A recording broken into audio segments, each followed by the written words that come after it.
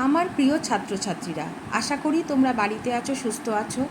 আজকে আমি একটা ইতিহাসের রিভিশন ক্লাস নিয়ে চলে এসেছি। হাফ-ইয়ারলি পরীক্ষায় আমাদের ইতিহাসের যা সিলেবাস ছিল সেটা আমাদের শেষ হয়ে গেছে।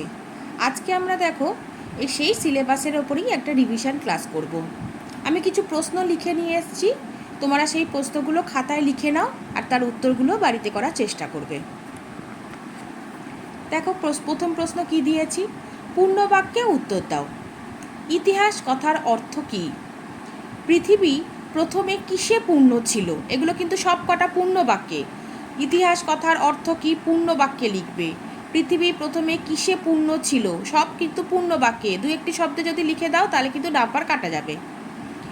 পৃথিবীতে প্রথম জীবন কোথায় দেখা গিয়েছিল? আদিম মানুষদের দেখতে কেমন ছিল? আদিম মানুষ কি দিয়ে ঘর বানিয়েছিল?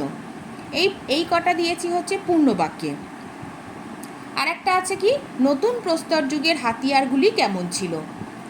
এই কটা হচ্ছে পূর্ণ বাক্যে। পূর্ণ বাক্যের প্রশ্ন সবসময় মাথায় রাখবে। আমি মান্থলি টেস্টের সময়ও বলি, পূর্ণ বাক্যের প্রশ্ন পূর্ণ বাক্যেই দিতে হবে, আর দু একটি শব্দের উত্তর দু একটি শব্দেই দিতে হবে।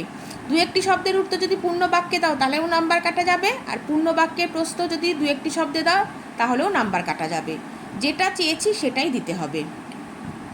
এইবার দেখো, দু একটি শব্দে উত্তর দাও। যারা ইতিহাস লেখেন তাদের কি বলে? শুধুমাত্র উত্তরটুকু। মানুষ কি থেকে হলো?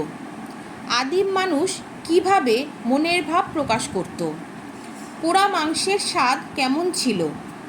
বাড়তি ফসল রেখে দেওয়ার জন্য আদিম মানুষ কি বানালো?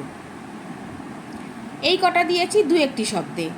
তাহলে দেখো, আবার আর একবার দেখিয়ে দিচ্ছি পূর্ণবাক্যে কী কী দিয়েছি। পূর্ণবাক্যের প্রশ্নগুলোও দেখে নাও, আবার দুই একটি শব্দের প্রশ্নগুলোও দেখে নাও।